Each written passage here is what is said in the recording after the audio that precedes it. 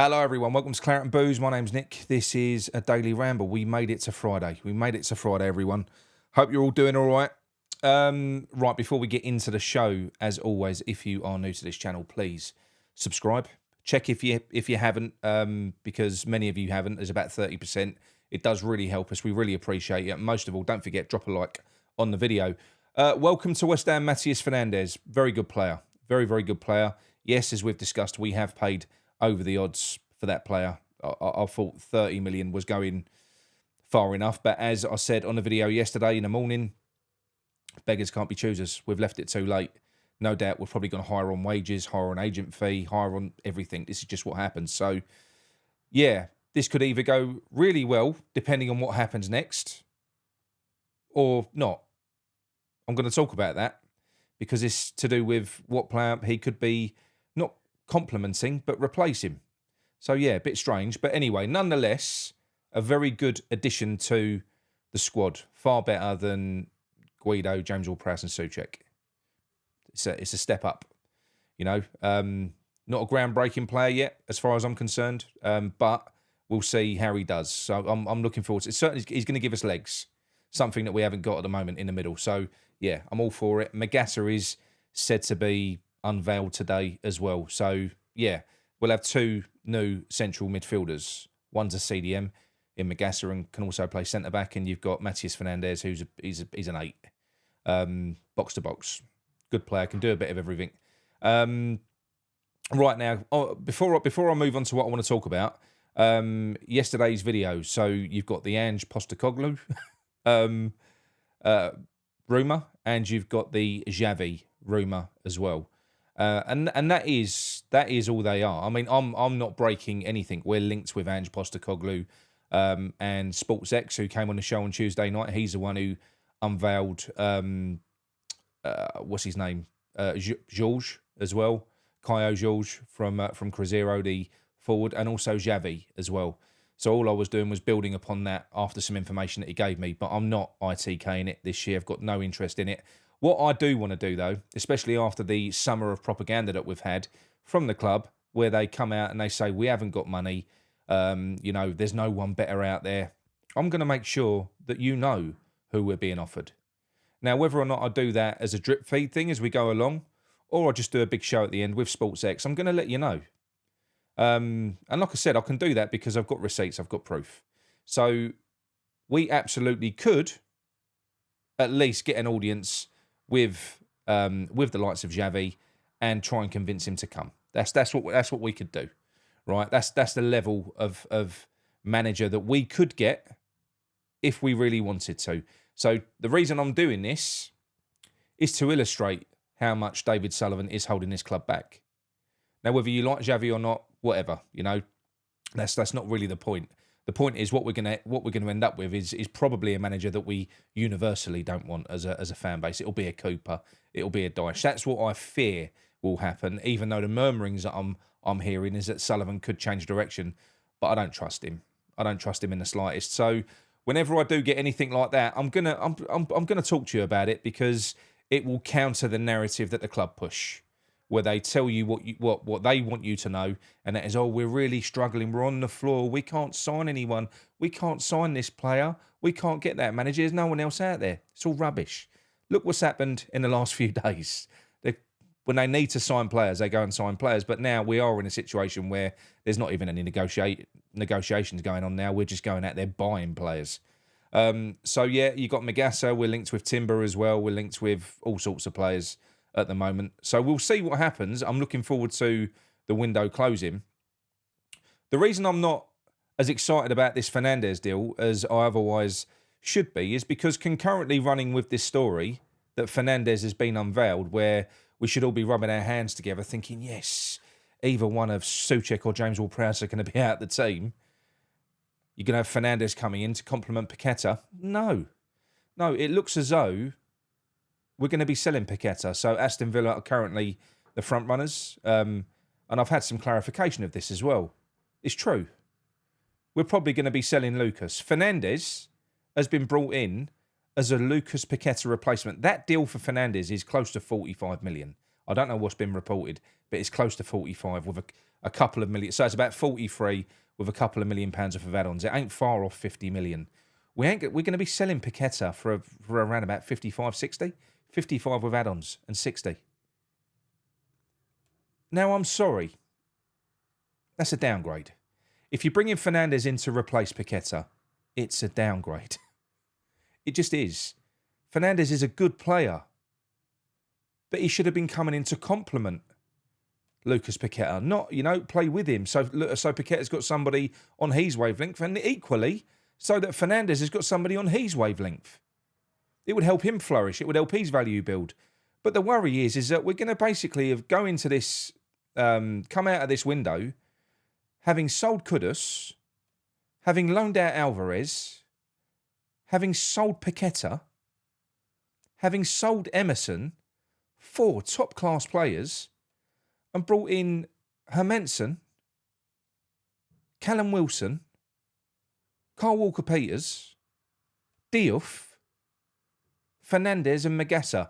That's without talking about all the other players that left in Fabianski, Soufal, Cresswell. I've kind of discounted them. But if I just take you back very quickly to what we had. So before the window opened, discounting all of the players that I just mentioned, Antonio, Cresswell, Fabianski, all of those, this is a team. This is a team that Potter could have built upon, that he could have added to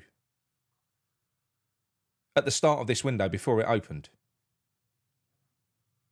Well, what we're likely to be looking at when this all starts, well, look, I suppose let's say Lucas Paqueta is going to stay, right? Let's say that doesn't happen, right? And we bin this system that he's playing at the moment because it does not work. I'll go on to talk about that in a minute. We could have this, that's good. That's more than good. So you can either have Magassa holding on his own, or you can go for the 4-2-3-1, which is what that is. You've got legs and fight and power in Magassa and Fernandes in midfield, and craft as well, ball carrying ability. Obviously you can go for Scholes, Diouf, or not Emerson anymore, unfortunately, because he's gone. You've got Lucas Paqueta pulling the strings, Jimmy when he comes back on the left, or Guilherme, Bowen on the right where he belongs, where he's comfortable, where he's not being killed as a player, and Fulkrug up front. And then you got Wan-Bissaka back, unconfused, in a right-back position where he's comfortable. Again, another player. That whole right-hand side that was the best part of our team last year has been destroyed by what Potter's doing at the moment. So that's what we could have. Now, when you look at that, that's exciting. It is. Yeah, you can take Aguero out, you can put Mavropanos in, whatever. But you get what I'm trying to say. That's exciting. That's balanced. That's where we could be going. But now, when you look at what we're possibly going to, certainly while Potter is still here at the weekend, you're going to be looking at Bowen up front, dying on his arse on his own. You're going to be looking at the same system that's killing Bowen and Wan-Bissaka. You're going to be looking at that same deep defensive backline that are trying to hold the ball when you've got a goalkeeper that's not good in the air. You've got centre-backs that are largely not good in the air. Dinos, who I said was good in the air, he got beat the other day. That backline is weak. Diouf is not the best wing-back in the world. He really isn't. Wan-Bissaka certainly isn't. And you just know that if Paqueta is not there, you're going to have Fernandes going in as his direct replacement, and he isn't Paqueta. Sussex and James Ward-Prowse are still going to be in there, and you're going to have Magassa in there, who is a complete unknown. If Monaco, a Champions League team, are selling him for 15 million, which is what it is, at his age, then I don't know. I know that he's a yellow card merchant. He didn't play many minutes last year. He got 12 yellow cards and a red, and that was in a functional midfield where he weren't getting stretched, less intensive league. So we'll have to wait and see what he does. Magassa can play in centre-back as well, but it's a lot of pressure to put on that lad when you've got the likes of Suchek and James Ward-Prowse in there. Now, that for me, it's just, it doesn't matter what way you cut it, and they're probably going to be the most used subs on the bench as well. Kilman, Fulkrug, Wilson and Kyle Walker-Peters. The ones on the left, Jimmy, Guilherme, Potsy, Scholes, you're not going to see him. This is under Potter. That is on the pitch, and on the right-hand side is what you're going to be seeing all season long. It's a one-size-fits-nobody system. Not one size fits all, one size fits nobody. Doesn't fit any of the players in that team. It really doesn't. It doesn't suit any opponent that we play. Well, it suits them. But what I mean is it doesn't counter. We're giving a gift to whoever we play. But if you look at that, and then you go back to what we had at the start of the window, well, I'm sorry. What we're witnessing is nothing more than a complete deconstruction.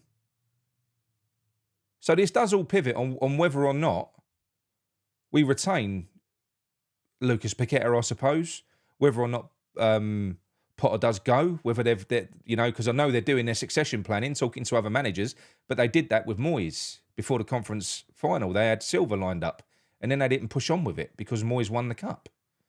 So if, we've got a manager lined up to replace him against Forest, and he scrapes a draw, no matter how he does it, he'll get another 6 games. That's what'll happen. So, yeah, what we could have, if we retain Paqueta and we start playing players in their stronger positions, getting the best out of each individual player. But what we know we're going to have, because it's all about Potter's system. Everything is. So, yeah, like I said to you, I just feel like this should be a day of celebration. We should all be relieved. We should be.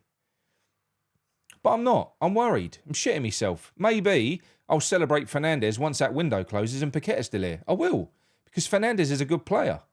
And he's better. So much better than Rodriguez, James Ward-Prowse or Sussex. It's a big upgrade to replace one of them to complement Paqueta. A big upgrade. It is, regardless what we paid for him. But the worry is what happens next. I mean, I know we're going out there after Timber. Look, I'm sorry. I know people are sort of waxing lyrical about him. You're talking about, with Lucas Paqueta, you're talking about Brazil's number 8. There is a difference. I know we've got a lot of fans that dismiss him and they scoff and this, that, the other. You watch him when he goes and plays in a functional team. When you've got a forward-thinking player, a player whose instinct is to play the ball forward, and you're playing in a team who don't get up the pitch, what do you want him to do? Before we got him, his specialism was quick, fast, one-touch passing, pinging it out to the wide areas. We ain't got no runners now. We haven't. The wing-backs, more often than not, are not wing-backs, they're full-backs. We're playing with a back 5. So, yeah, I'm sorry. I'm not willing to jump on board with this. I'm not at the moment. Welcome Fernandes, but does this fix all our issues? No, far from it. It don't. And if Paqueta goes, all that we've done is we've succeeded in getting rid of 4 of our best players and downgrading them. In Emerson, Alvarez, Lucas Paqueta, and Mohamed Kudus. It's just as simple as that. And we were bad enough last year. And we're playing in a system which makes 2 of our best players from last year shit. Let's face it, Wan-Bissaka is a shit wing-back. And Bowen is a terrible forward. Bowen's going to suffer this year because I did say last year when Kudus was getting all of those pelters, he was being used. Our best player, which he was, one of them, was being used as a decoy so that people like Bowen and everyone could benefit from it. Because Kudus carried the most threat in terms of ball carrying ability. He'd have 1, 2, 3 players on him. That frees up space for Bowen. All defences have got to do now is look at Bowen. You're not going to see him, doing what he did, especially if he's inside playing as a centre forward. If we've got other threats up there, if Jimmy comes back and we change shape and you've got Jimmy out there on the left and you've got Fulkrug up front and we've got runners from midfield, then Bowen will get that space again. But he needs help. He can't do it on his own. We can't. And Wan-Bissaka's just confused if you don't give him a designated role. He needs to be a right back. He's a brilliant defender. Yeah. I don't know. Let me know what you think. Anyway, happy Friday, all right? Don't forget, if you haven't already, we've got 13,500 signatures on the BS Out petition.